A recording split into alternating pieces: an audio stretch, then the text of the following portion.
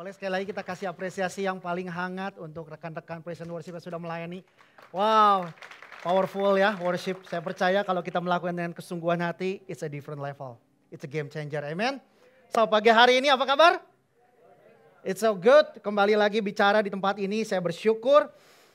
Dan saya percaya pasti keadaan saudara pun baik-baik, amin. Sama seperti tadi pujian yang sudah kita nyanyikan bahwa banyak yang dia buat dalam kehidupan kita. Berapa banyak yang mengalami kebaikan Tuhan dalam kehidupan kita?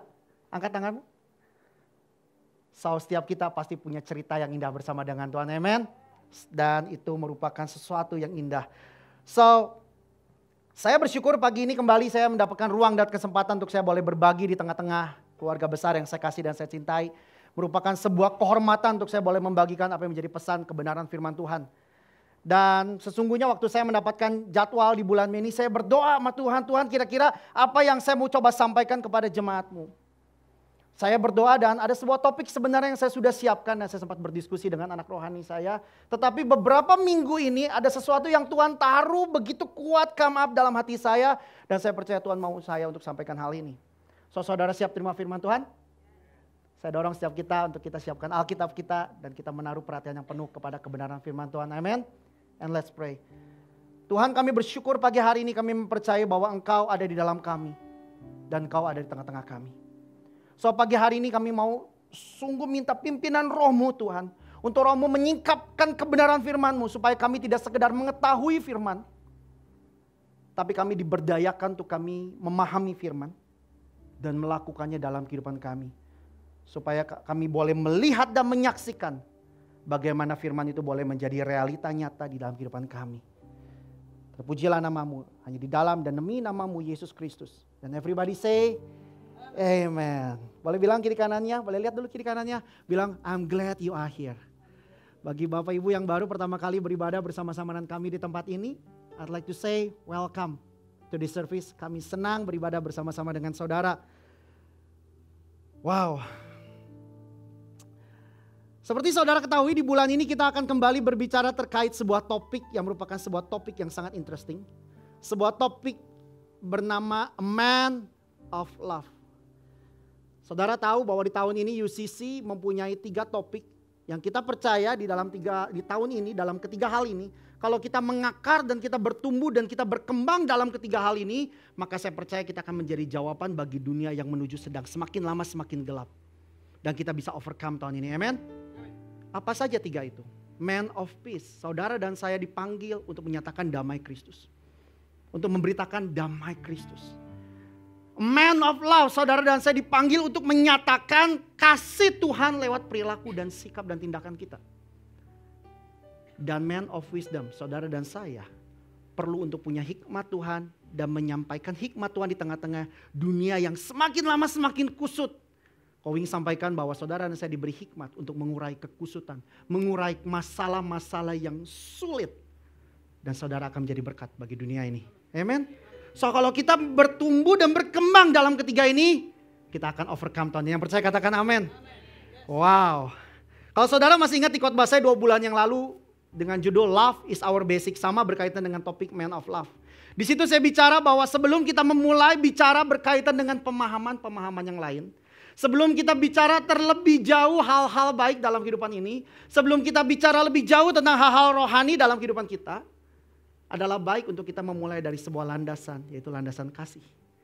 Kasih merupakan sebuah titik awal, kasih merupakan sebuah titik picu, kasih merupakan sebuah platform awal, titik mula awal Anda bergerak. Bukankah hari ini saudara dan saya ada di tempat ini? Bukankah karena dimulai oleh sebuah karya kasih? Yohanes 3 ayat 16 katakan, karena begitu besar kasih Allah akan dunia ini, sehingga ia mengaruniakan anaknya yang tunggal, supaya barang siapa yang percaya kepadanya, ia tidak binasa, namun beroleh hidup yang kekal. Hari ini saudara ada di sini duduk menerima keselamatan. Dimulai dari kasih. So penting sekali untuk kita memahami bahwa semuanya dimulai karena Tuhan mengasihi kita, amen.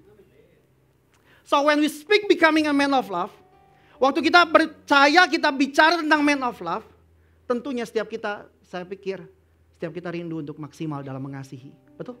Saya pikir gak ada satupun orang di tempat ini yang saya nggak mau maksimal dalam mengasihi. Atau semenjak dari lahir semuanya baik. Dan saya pikir saya mau jadi pembenci aja. Saya pikir nggak ada. Saya pikir kalau ditanya kamu mau maksimal dalam hidup? Ya saya mau maksimal. Dan bahkan Kak Oci dalam khotbahnya minggu lalu mengatakan bahwa saudara dan saya dipanggil to become. Apa saudara? An agents of God's love. But the question is how? But pertanyaannya bagaimana? Terus saya coba renungkan, saya mau bawa saudara. Tentunya untuk kita bisa menjadi agents of God's love. Tentunya untuk kita bisa berdaya menyalurkan kasih Tuhan yang sudah Tuhan beri dalam kehidupan kita. Tentunya the first of all, saudara dan saya perlu mengalami the fullness of His love. Kita perlu mengalami keutuhan cinta itu. Kita perlu mengenal Dia secara utuh, kita perlu mengalami Dia secara utuh. Dan dikatakan oleh Alkitab, Allah adalah kasih. Allah bukan pribadi yang memiliki kasih, tapi Allah adalah kasih. Oleh itu jelas saudara dan saya perlu mengalami keutuhan Kristus.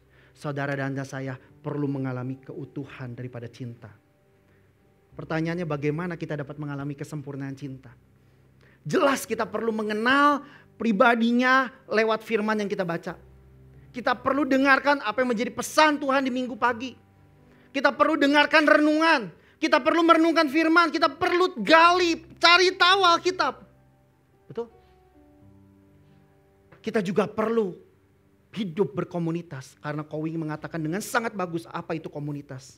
Komunitas mengatakan saling mencampur adukan kehidupan Kristus di tengah-tengah kita. Setiap saudara memiliki Kristus. Amin. Waktu kita berkomunitas, saya mengenal Kristus yang ada dalam kamu dan kamu mengenal Kristus yang ada dalam saya. Jelas kita perlu ambil bagian dalam melayani. Karena dalam melayani kita dibentuk. Kita mengenal bagaimana pribadi Kristus waktu kita melayani. Tapi saya mempercayai ada satu komponen terpenting yang kalau saudara skip area ini. Kalau saudara lupakan area ini. Maka kita nggak akan punya keberdayaan untuk kita mengasihi dengan baik. Waktu saudara dan saya menempatkan diri kita di dalam resting time in God. Waktu saudara dan saya memposisikan diri kita untuk kita beristirahat di hadirat Tuhan. Oleh karena itu judul khotbah saya pagi hari ini adalah a full rest. Istirahat yang penuh. All of us need resting, betul? Boleh bilang kiri kanannya, all of us need resting. Setiap kita perlu yang namanya istirahat. Sama seperti tubuh ini, untuk kita dapat berdaya, untuk kita dapat maksimal, untuk kita dapat melakukan banyak hal lewat tubuh ini. Jelas kita perlu maintain kita punya kesehatan. Karena ada sebuah quotes ngomong ini, segala sesuatu yang saudara tidak maintain, maka segala sesuatu itu cenderung menurun kualitasnya. Di sini ada sahabat saya hari ini datang, Daniel. Boleh everybody say hi, hi Daniel. Bagaimana Daniel selalu cerewet mengingatkan saya, ayo bro olahraga bro. Kita perlu maintain. Jelas untuk kita bisa maintain. Pertama kita perlu punya nutrisi. Agree? Kita perlu makan makanan yang baik. Kita perlu mengisi diri kita dengan gizi yang baik. Kita perlu mulai mengkonsumsi real food. Ada some of us yang mulai makan biji-bijian. Dan kita perlu mulai mengurangi makan makanan ultra processed food. Apa itu ultra processed food? Makanan udah gak bentuk lagi makanan. Kita perlu mulai memilih dan mengetahui apa yang kita masukkan ke tubuh ini. Kalau kita tidak lakukan itu, no doubt. Hari-hari ini, umur sekian, Tuhan keburu sayang dipanggil ya. Kita perlu maintain, kita perlu nutrisi yang baik. Juga kita perlu work out. Katakan work out. I do. Saya suka gym. Meskipun ya gak gede-gede amat lah ya. I love cycling. Dan saya setiap minggu Senin saya rutin futsal. Saya perlu maintain kita punya tubuh. Tetapi ada satu komponen lagi yang kalau kita tidak lakukan ini, kalau kita lupa dengan hal ini, bahkan ahli kesehatan pun, kalau saudara browsing dan googling, maka saudara akan menemukan betapa pentingnya yang namanya a quality of resting. Kalau saudara nggak lakukan good quality resting, mau saudara makan sebagus apapun, mau saudara workout sekeras apapun, maka kedua hal yang tadi saudara sudah lakukan tidak akan menjadi terlalu berarti bagi saudara. Saya punya koko online coach. Tubuhnya cukup puas ya dan sebagainya, six pack lah ya. Dan dia bilang, dia mengumumkan juga hal ini. Bahwa tahu Kevin, bahwa hari-hari ini begitu banyak suplemen yang dijual di marketplace untuk membantu saudara tidur. Bukan sekedar resting, tapi untuk saudara punya a good quality of resting. A good quality of sleep. Vin, gue tidur cukup dah 6 jam, 7 jam, 8 jam. Tapi kenapa bangun masih capek ya? Jangan-jangan karena saudara gak punya good quality of sleep. Banyak suplemen yang kita kenal. Mungkin saudara pernah mendengar nama inositol. Saudara pernah mendengar, mungkin kalau melatonin seringkali Anda dengar. Dark hormones yang membantu saudara terlelap. Hari-hari ini sedang viral ashwagandha. Dengar tahu ashwagandha? Nanti browsing ya ashwagandha. Saya pernah beli ashwagandha dan saya coba. I sleep like a baby. Suplemen yang membantu saudara untuk saudara tidur ada di dalam fase non-REM movement. Apa itu non-REM? Not rapid eye movement. Saudara tidak lagi bermimpi, saudara tidak lagi ada aktivitas otak, hanya saudara tidur. Deep sleep. Saudara perlu resting karena hari-hari ini saudara banyak orang even resting, they resting on restless, they not resting on a very good quality of sleep.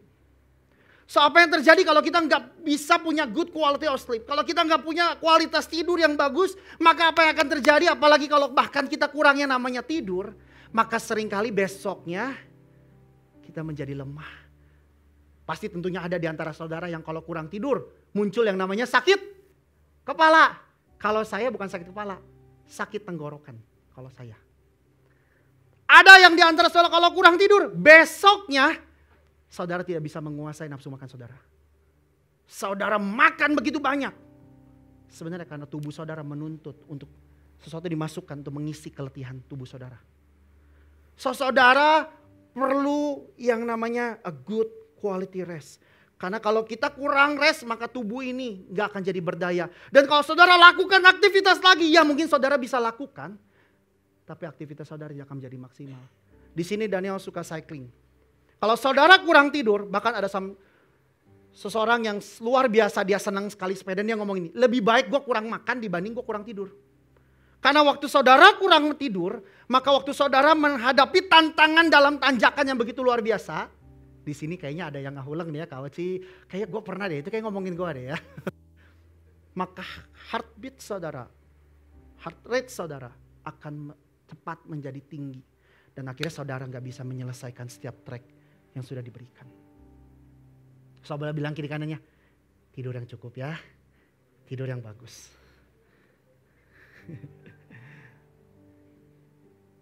Karena waktu kita gak rest, tubuh ini gak akan bisa melakukan fungsi seperti sebuah desain yang hebat yang Tuhan sudah ciptakan dalam hidup kita. Metabolisme saudara akan kacau. Bahkan bagi saudara yang ingin membakar lemak. Saudara pikir kurang tidur membakar lemak? No. Waktu saudara kurang tidur, maka lemak akan tersimpan dalam perut saudara. Karena saudara tidak punya kekuatan, tubuh saudara tidak punya kekuatan untuk membakar lemak. Tuhan mengerti hal ini. Tuhan yang menciptakan kita jauh sebelum bahkan kita ada di kandungan ibu kita kan. Tuhan mengerti. Oleh karena itu kalau saudara masih ingat waktu di dalam creation, dalam masa-masa penciptaan. Kenapa Tuhan ciptakan yang namanya siang hari? Tapi kenapa Tuhan ciptakan yang malam hari? Pengkhotbah katakan ada waktu untuk saudara bekerja, ada waktu untuk saudara berkarya, ada waktu untuk saudara produktif, ada waktu untuk saudara mengcultivate semua yang sudah Tuhan beri dalam hidup. Tapi ada waktu untuk saudara katakan sama-sama beristirahat. As a human, God understand as a human, we need rest. Kita gak bisa selamanya bekerja, robot bisa. Internet bisa. Tapi bahkan internet pun suka kadang-kadang mengalami yang namanya maintenance kan. Kita perlu istirahat. Tuhan mengerti ini. Tetapi bukan sekedar tubuh ini perlu rest. Tapi batin kita perlu istirahat. Dan Tuhan mengerti hal ini. That's why kenapa Tuhan waktu di masa-masa penciptaan. On the 7th day, He rested from all His works. Di dalam hari yang ke-7, dia berhenti melakukan apa yang dia kerjakan. Media boleh menolong memfollow saya. On the seventh day, he rested from all his work. God blessed the seventh day. He made it a holy day. Everyone loves holiday, right? Semua suka holiday. And God made a holy day. God understand. Waktu Tuhan telah selesai melakukan karyanya, Tuhan beristirahat. But the question is, apakah sungguh Tuhan perlu istirahat untuk memulihkan kebugarannya? Think about it. Apakah Tuhan beristirahat karena dia lelah? Apakah Tuhan beristirahat karena dia udah capek, sepertinya semua udah keluar dari apa yang dia buat? I don't think so. So why God rest? Kenapa Tuhan menggagas isu kata istirahat di dalam kitab awal Kejadian 2, ayat yang 2 sampai 4? Why God rest? Bahkan dia membuat itu menjadi sebuah hari yang seolah-olah dipisahkan dari hari-hari produktif lainnya. A holiday, hari yang dipisahkan. Saya coba renungkan. Saya pikir Tuhan resting bukan memulihkan kebugaran. Karena dia gak pernah lelah, betul? Tapi Tuhan beristirahat karena dia mau menikmati apa yang telah dia buat. So bicara istirahat itu bukan sekedar isu memulihkan kebugaran saudara, tetapi isu saudara menikmati apa yang telah dia buat. Resting bukan hanya bicara tentang isu memulihkan kebugaran kita, tapi kita juga bicara tentang menikmati apa yang telah dia buat. Bukankah saudara dan saya diciptakan serupa segambar seperti Tuhan? Kalau Tuhan saja mengambil waktu untuk rest, why don't kita juga rest? Dan bahkan begitu penting isu resting ini, begitu important. So, Tuhan memberikan isu resting ini di dalam 10 perintah Taurat. Ingat dan kuduskanlah hari Sabat. Tahukah saudara, zaman dahulu kalau saudara melanggar Taurat, saudara melanggar hukum ini, tahu ancamannya saudara? Mati. So istirahat is a big deal. Resting is a matter things. Kalau hari ini saudara tidak pernah beristirahat secara tubuh saudara, saudara terus lakukan. The first, mungkin saudara akan sakit. Tapi lama kelamaan saudara akan mati. Seringkali ada yang saudara dengar. Meninggalnya kenapa? Kelelahan. Wow. So istirahat sebuah isu yang sangat penting.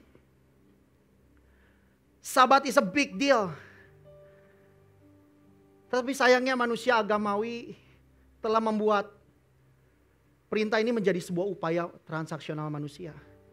Kalau saudara di sini, saya suka ngobrol dengan Ko Asen. Saudara meneliti, suka penelitian tentang Alkitab. Ada beberapa Alkitab selain Alkitab, betul? Ada kitab mungkin saudara pernah dengar kata Misnah. Saudara pernah dengar kata Talmud. Catatan-catatan tentang diskusi para rabi yang berkaitan dengan hukum Yahudi, etika, kebiasaan dan sejarah. Ditulis berbagai macam aturan do and don'ts. Di situ tertulis berbagai macam aturan apa yang boleh atau yang tidak dilakukan dari Sabat.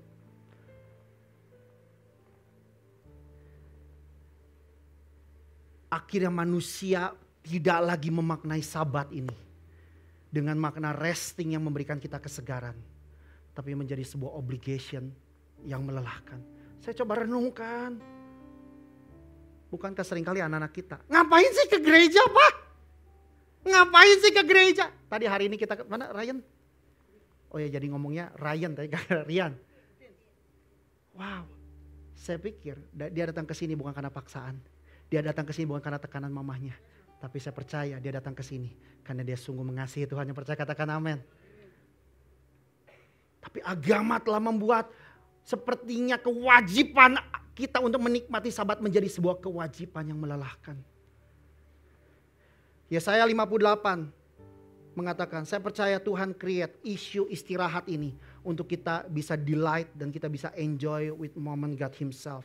Yesaya 58 katakan ini, apabila engkau tidak ginjak-ginjak hukum Sabat dan tidak engkau melakukan urusanmu pada hari kudusku, apabila engkau menyebutkan hari Sabat, hari kenikmatan, bukan hari kewajiban.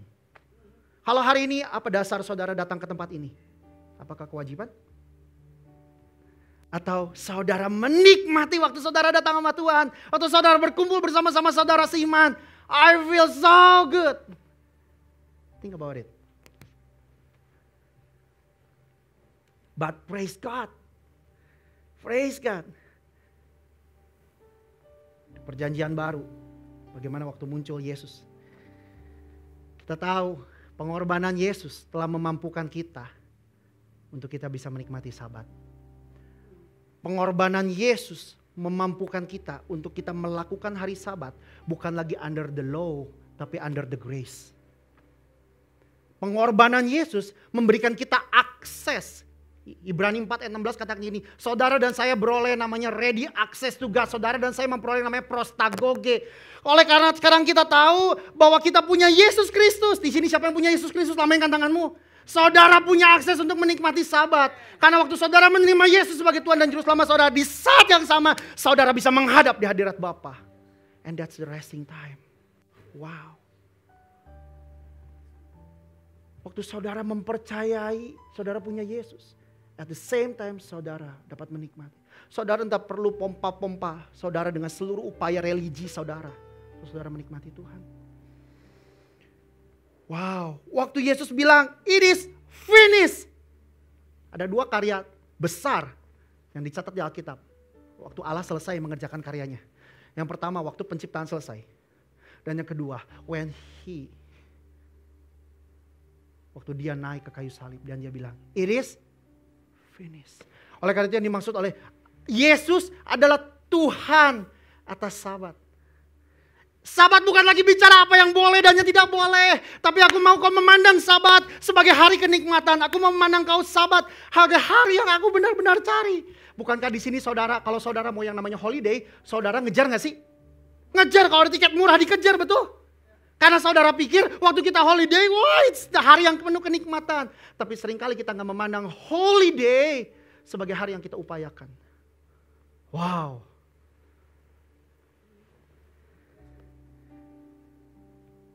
Begitu powerful kalau saudara ada di hadirat Bapa. Begitu luar biasa kalau kita ada di hadirat Bapa. Waktu kita resting dalam hadirat Tuhan, segala sesuatu kembali terreframing dalam kehidupan kita. Segala sesuatu kembali kuat dalam hidup kita. Dan akhirnya kita berdaya untuk kita melakukan yang namanya firman Tuhan. Dunia mengerti ini. Kerajaan jahat mengerti hal ini. So that's why dunia akan menarik kita ada di dalam kesibukan dan kebisingan yang melelahkan. Dan bahkan kesibukan ini terselubung lewat aktivitas-aktivitas baik. Dan bahkan aktivitas-aktivitas pelayanan. Berbalik di kata tanggung jawab, berbalik di kata responsibility. Yang sebenarnya kalau kita renungkan baik-baik, itu akan membuat batin kita run dry. Membuat batin kita, tangki kita habis. Saya memahami setiap kita perlu menghadapi challenge bertubi-tubi. Oh I do. Saya kelihatan masih muda.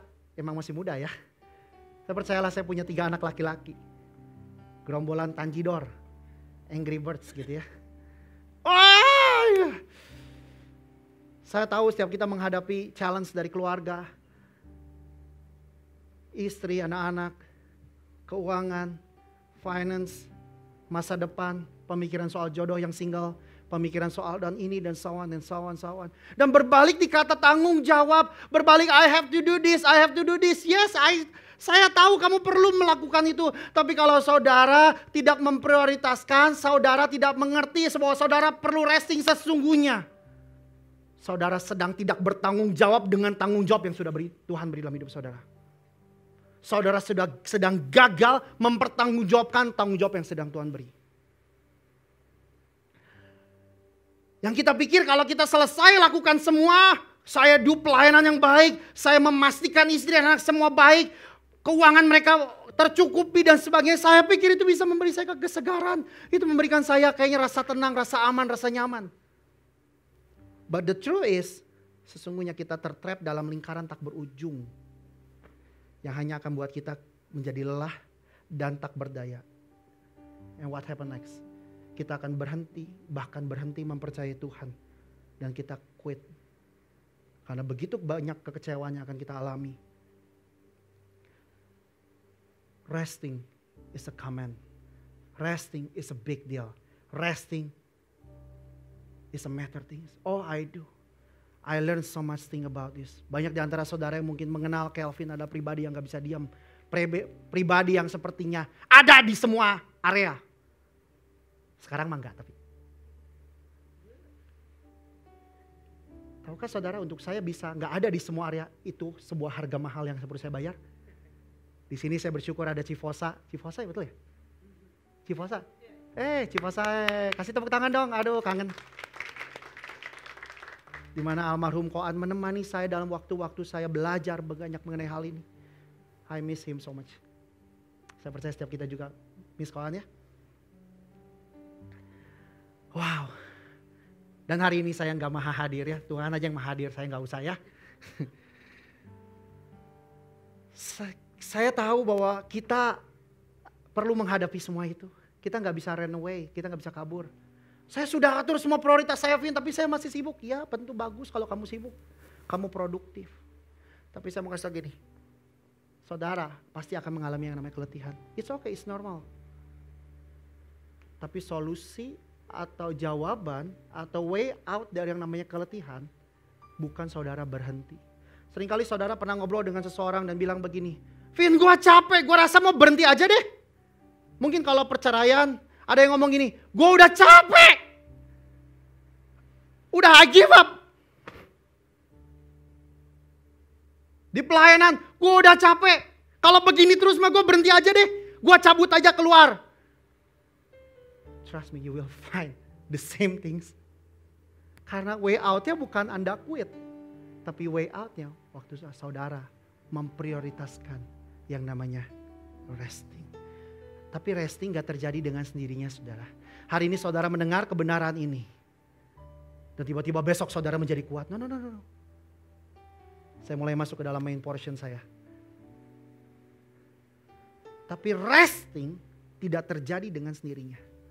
Saudara perlu memposisikan diri saudara untuk saudara bisa full rest.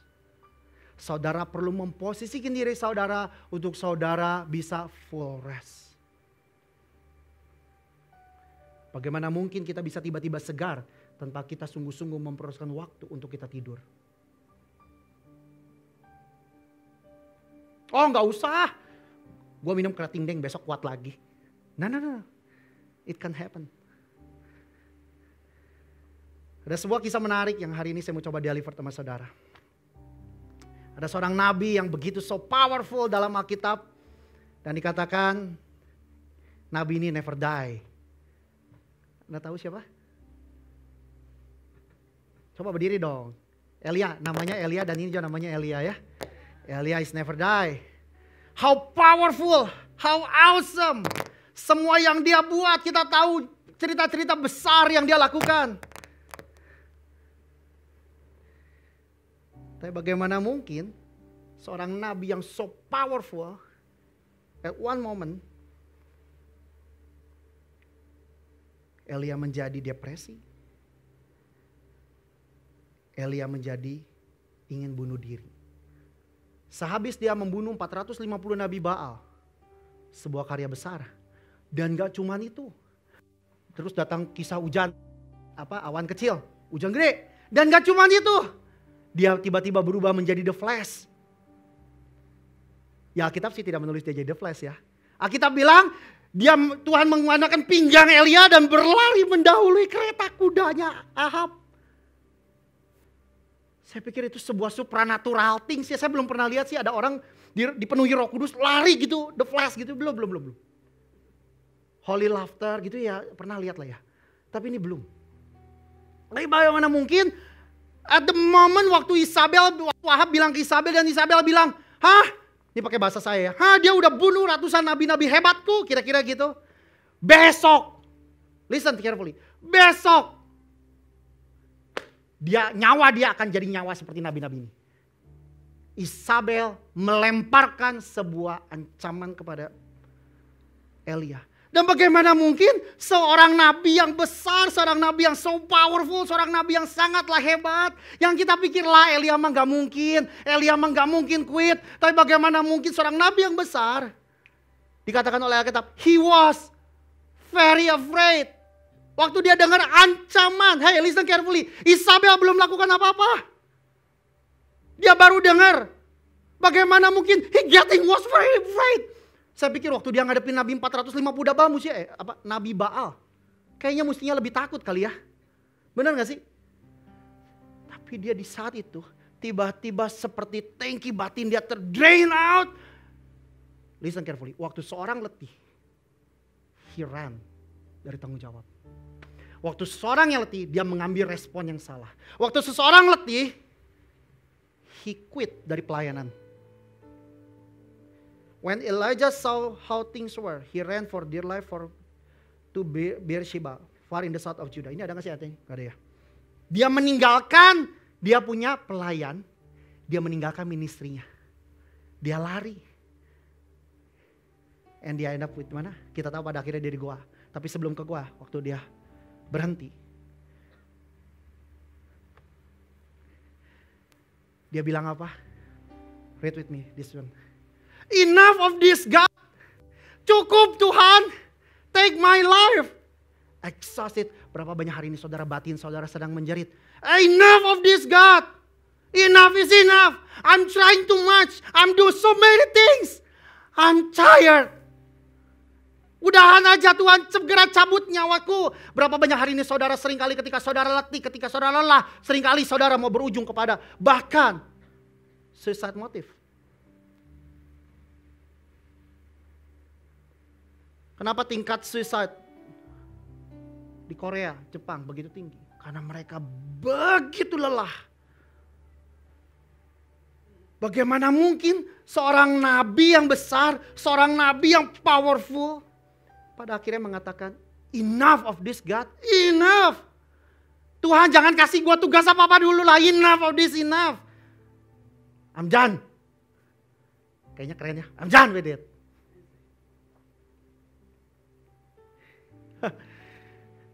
Tapi apa yang Tuhan lakukan? Enough of this God, take my life, I'm ready to join my ancestor in this grave. Aku gak lebih baik kok dari senior-seniorku. He fell asleep under the lune broom bush. Suddenly an angel shook him awake and said, get up and eat. Elia kabur dari ancaman Isabel, Elia lari, Elia kabur, Elia ketakutan, dia penuh kekhawatiran, dia penuh kecemasan, penuh kegalauan. Tapi treatment Tuhan apa saudara? Dia membiarkan Elia tertidur dan mengirimkan malaikat, arise and eat.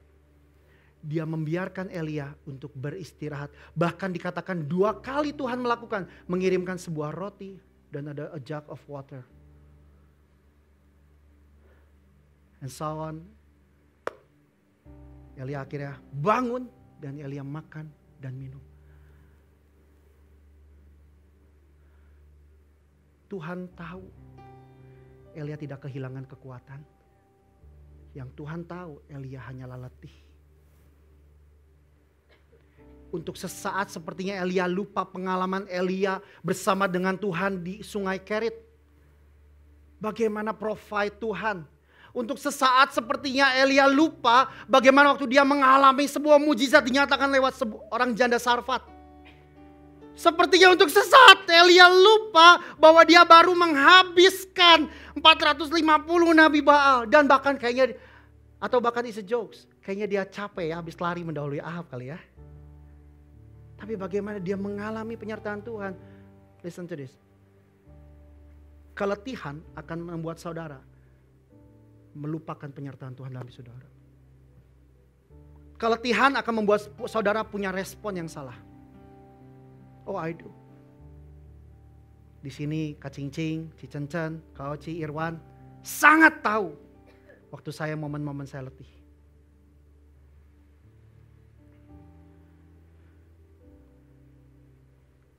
Elia kabur dari ancaman Isabel.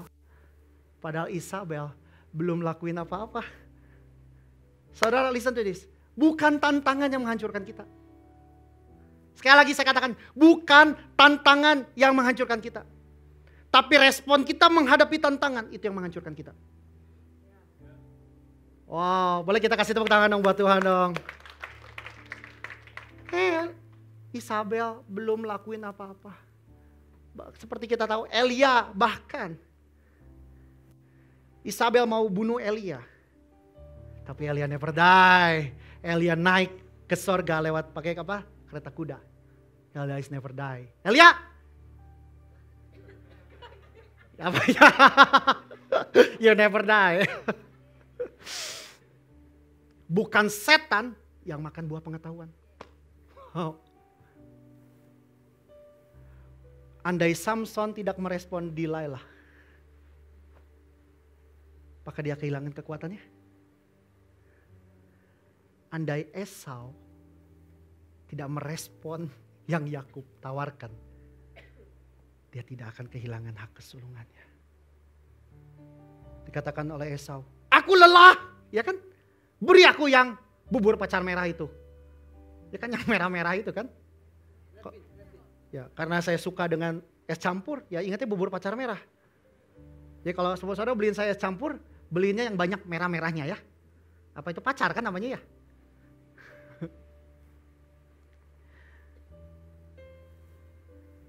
Seringkali respon kita yang salah dalam menghadapi tantangan itulah yang menghancurkan kita.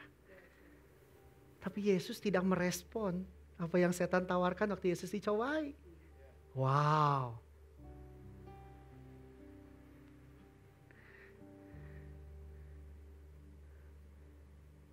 Listen to this. Saya tahu setiap kita perlu menghadapi challenge, tantangan tiap hari, betul? Ancaman, threatening, bisnis lah, ancaman resesi global. Anak gua hari ini nakal, langsung malam-malam. Ini gimana ya masa depan anak gua?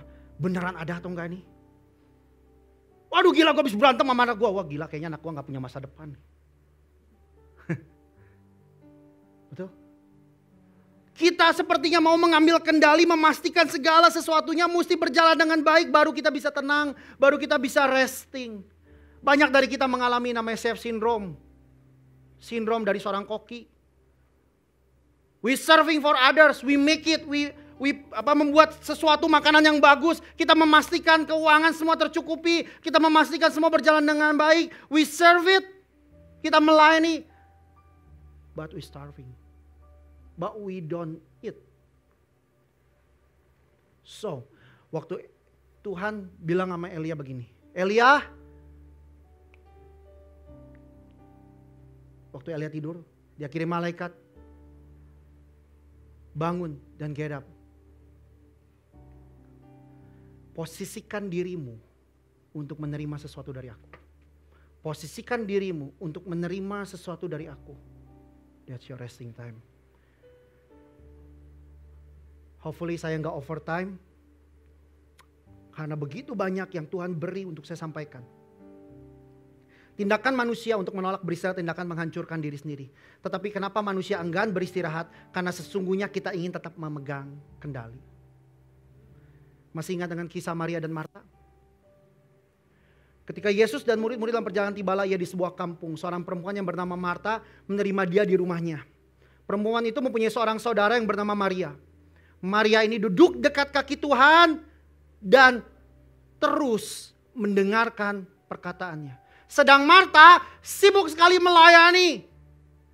Ia mendekati Yesus dan berkata, Tuhan, tidakkah engkau peduli bahwa saudaraku membiarkan aku melayani seorang diri? Lihat bagaimana Marta mulai seperti mau mengambil kendali. Suruh dia bantu aku Tuhan. Sepertinya dia berpikir gini, kalau Maria gak bisa bantu aku, sepertinya Marta lagi bilang, aku gak bisa kasih yang terbaik buatmu Tuhan. Tetapi Tuhan jawabnya apa? Marta, Marta, engkau menyibukkan dirimu dengan berbagai macam perkara. Tetapi hanya satu saja yang perlu. Maria has chosen the good part. Maria telah memilih bagian terbaik yang tidak akan diambil daripadanya. Terjemahan AMP.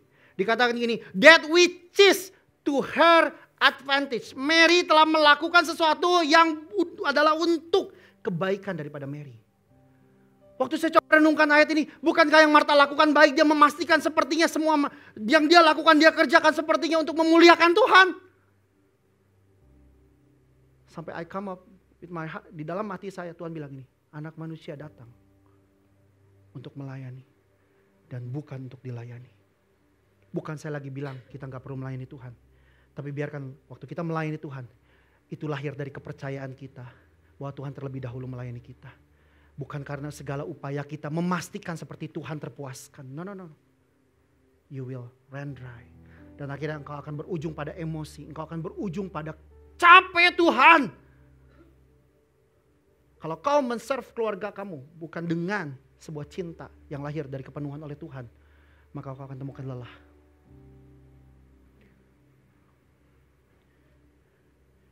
Martha prioritize serving rather than listening.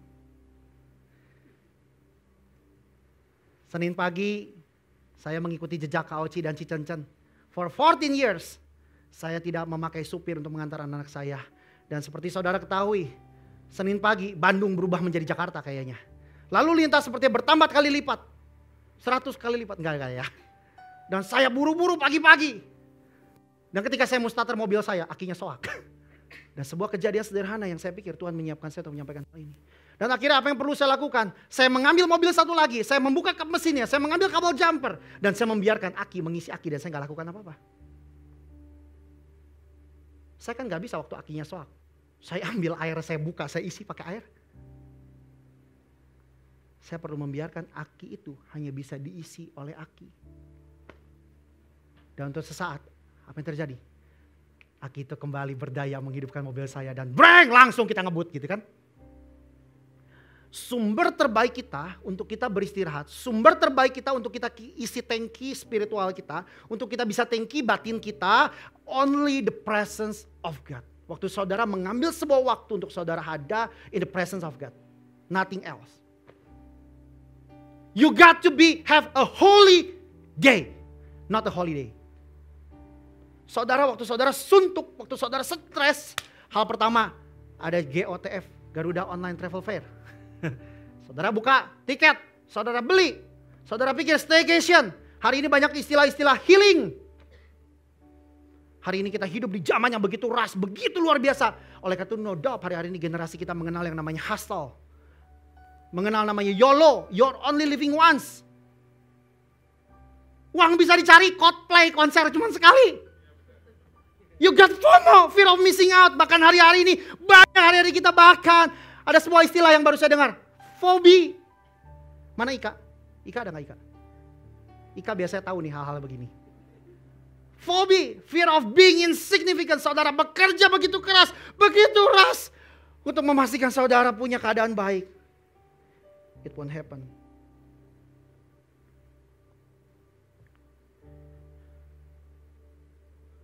Sumber terbaik kita untuk mengisi tangki batin kita only the presence of God. Dan bukan hal-hal yang fana.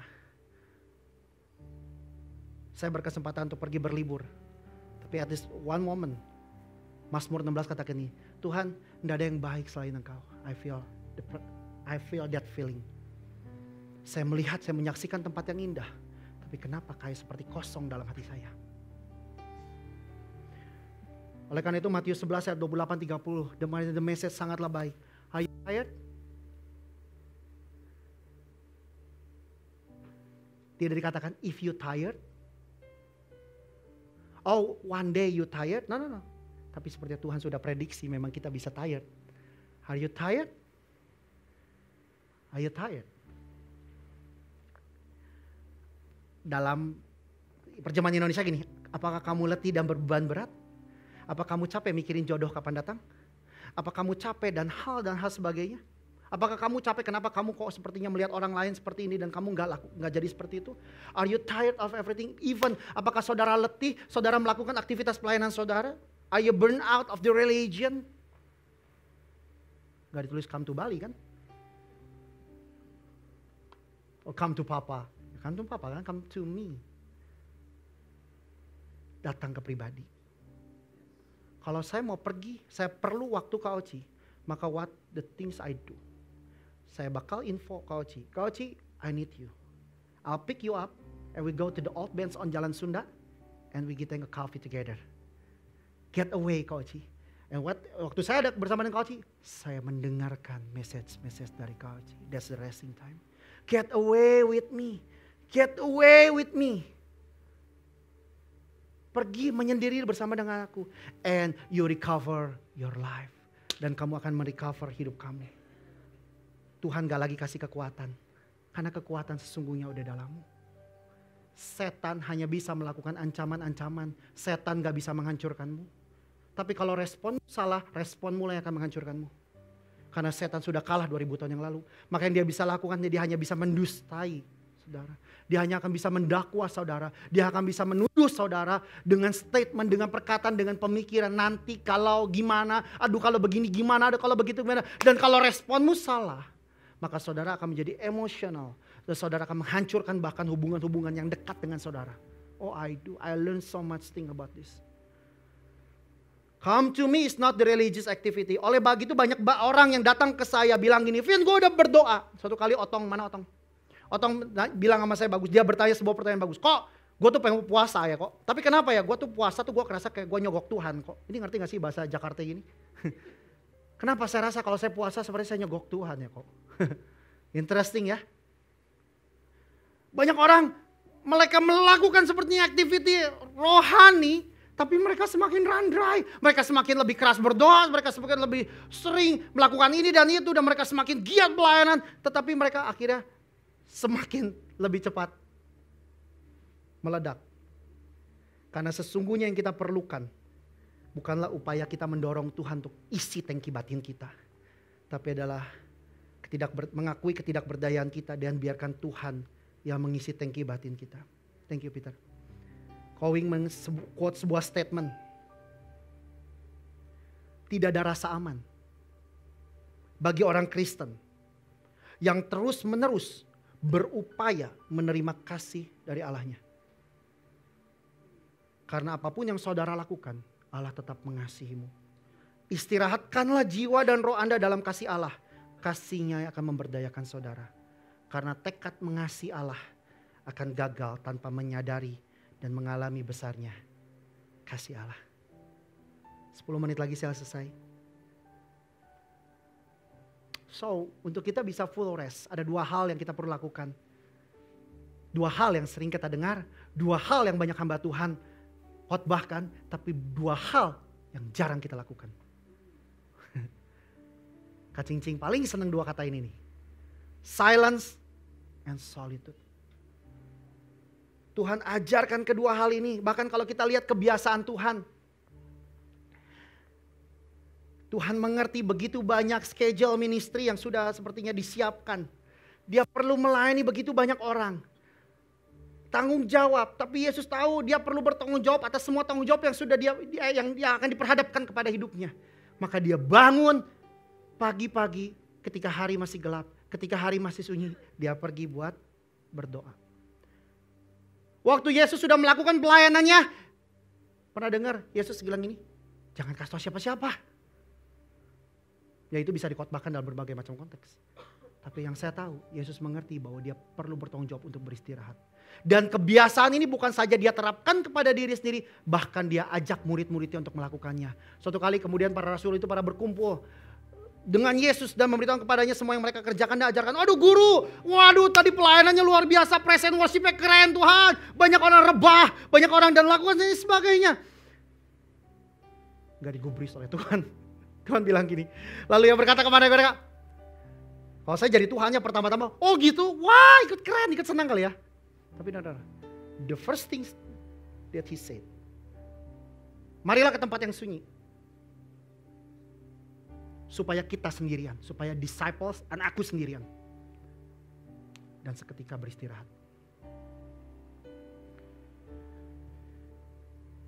Tuhan mengerti kapan Yesus perlu beristirahat. Tuhan mengerti kapan dia perlu bertanggung jawab atas tanggung jawab yang sudah diberikan. Karena istirahat merupakan sebuah tanggung jawab baginya.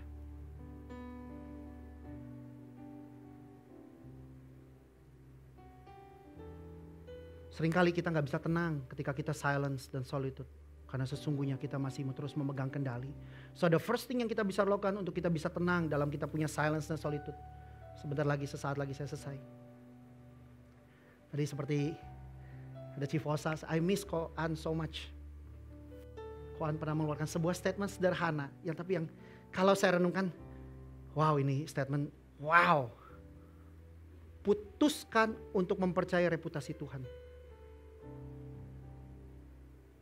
Dan di saat kita jadi tenang, di momen itulah mengalir kuasa dari tempat maha tinggi. Ayat terakhir, 2 ayat terakhir. For the Lord God, the Holy One of Israel has said this, in returning to me. Dalam kesadaran engkau percaya aku hadir. Dan kau percaya dalam kesadaran aku mampu. And rest you shall be safe. In the quietness, not in the noisy. Enggak ketika engkau mendengarkan pujian. Enggak ketika engkau berdoa. Enggak ketika engkau lakukan seperti aktivitas aktifmu. In the quietness and the confident trust is your strength. But you're not willing. Seringkali yang menghalangi kita adalah logika kita. Seringkali menghalangi kita untuk bisa tenang. Kita bilang kita percaya dengan Tuhan. Tapi kita masih pakai akal kita untuk menghadapi segala sesuatunya. Banyak orang sepertinya pintar berbisnis, pintar memutar otak. Tapi at the end, miserable life. Karena waktu kita silence, kita sedang menyiapkan sebuah space buat Tuhan bicara. Gak salah doa, gak salah menyembah. Tapi we need silence. Maria duduk dekat kaki Tuhan. Dan tidak dikatakan dia bercakap-cakap. Tidak dikatakan dia berbincang-bincang. Yang dikatakanlah she keep listening what he said. Maria, sedangkan Martha instead prioritas serving over hearing. Bukankah faith comes from hearing the word of God? But unless the Christ word preached, there's nothing to listen to. Before you trust, sebelum kau dapat mempercayai Tuhan, you got to listen.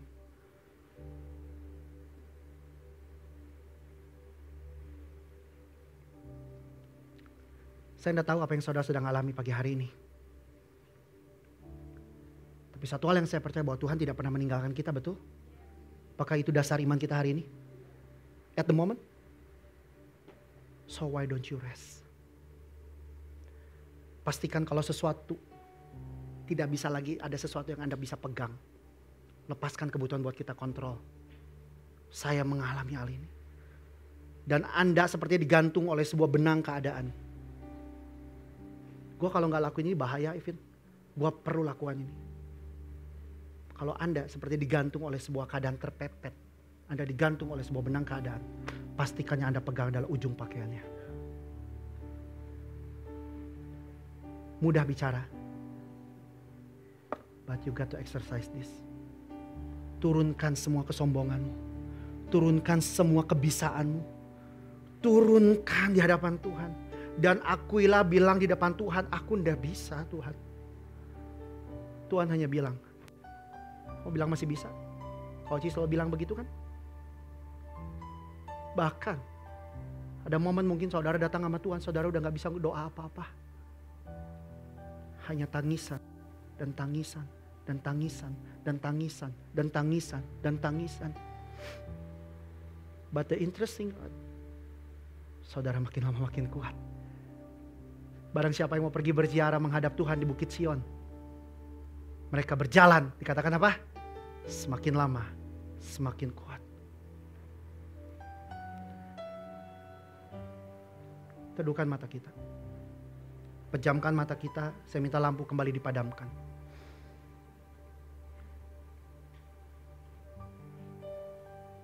At the end, the full stop or full rest menjadi sebuah delightment, menjadi sebuah kesukaan, bukan sebuah kewajiban yang membebani saudara. It is good for us. Oleh karena itu Yesus katakan bahwa hari Sabat, istirahat itu untuk manusia dan bukan manusia untuk istirahat. Bukan manusia untuk hari Sabat. So kalau hari ini engkau memandang bahwa waktu engkau doa, Kau datang sama Tuhan menjadi sebuah kewajiban yang melelahkan, maka kau tidak akan pernah temukan istirahat yang sesungguhnya. Tapi kalau kau pandang istirahat menjadi sebuah kenikmatan, maka you'll got the full rest.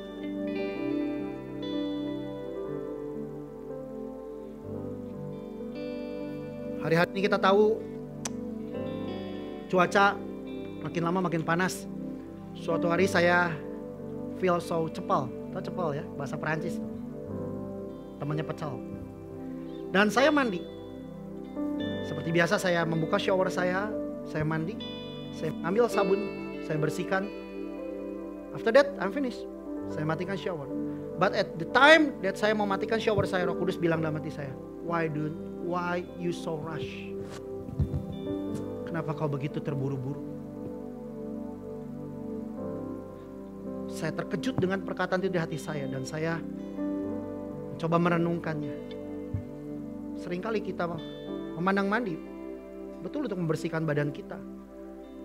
Juga sama seperti sometimes kita memandang doa waktu kita resting di hadirat Tuhan hanya untuk membersihkan nurani kita. Why don't you enjoy the shower?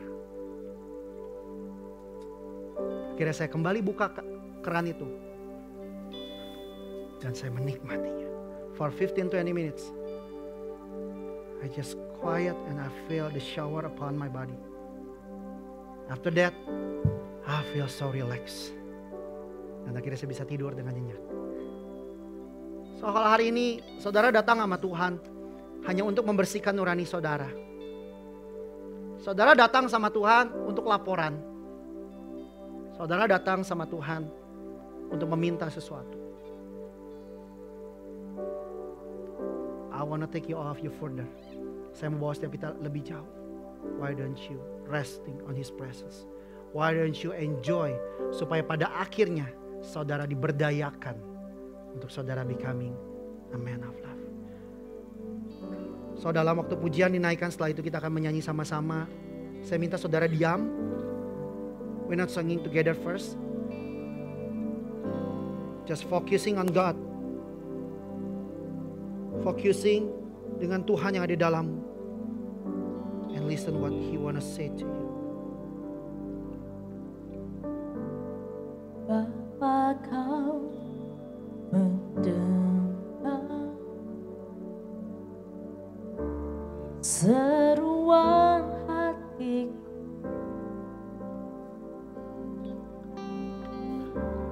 tak pernah kau lepaskan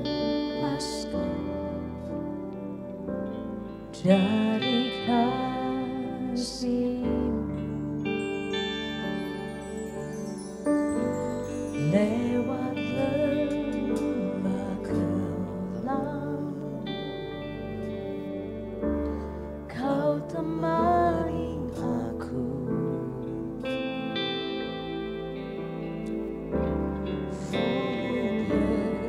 bekerja selalu untuk kebaikanku. Saya undang setiap kita bangkit berdiri. Mengalir kuasa dari tempat maha tinggi, Bapa kekal mulia, kau hadir di sini, memulihkan hati, menyembuhkan yang terluka, ku kan tenang bersamamu, Bapa. Mengalir kuasa dari tempat maha tinggi, Bapa kekal mulia, kau hadir di sini,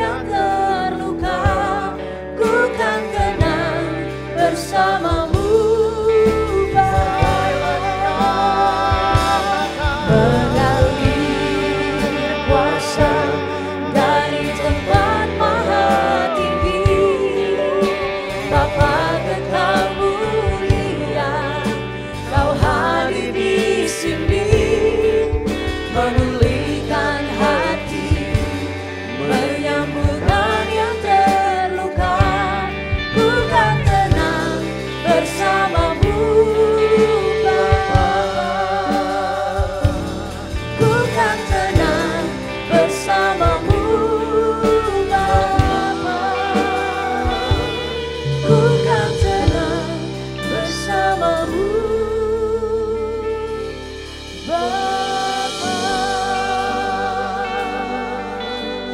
Kami ucap syukur Tuhan buat semua kebaikan Tuhan dalam hidup kami. Tapi ada satu kebaikan yang tidak akan pernah bisa kami balas, bisa kami ganti, bisa kami balas dengan apapun Tuhan.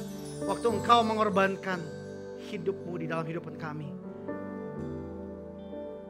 Dan atas dasar itu kami dapat beristirahat. Kami dapat tenang. Dan itu fondasi yang cukup untuk memberdayakan kami melakukan firman-Mu Tuhan. So pagi hari ini, setiap kita pada at the end, ujungnya nanti, bukankah setiap saudara dan saya perlu secara pribadi lepas pribadi berhadapan dengan Tuhan secara personal, one by one, when we resting in peace, kita akan hanya berjumpa dengan pribadinya kan? Pakailah momen di hidup ini untuk kita terbiasa. Get away with God. Get away and you recover. Ku sembah Engkau Yesus, Hanya Engkau Allah di hidupku.